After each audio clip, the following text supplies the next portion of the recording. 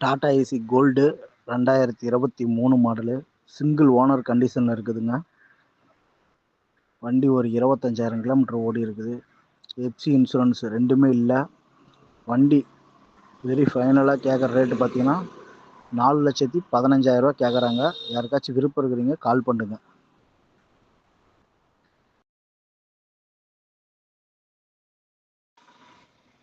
Tata Ace Gold 2023 model. Single owner கண்டிஷனில் இருக்குதுங்க. வண்டி ஒரு 25,000 கிலோமீட்டர் ஓடி இருக்குது. எஃப்சி இன்சூரன்ஸ் ரெண்டுமே இல்லை.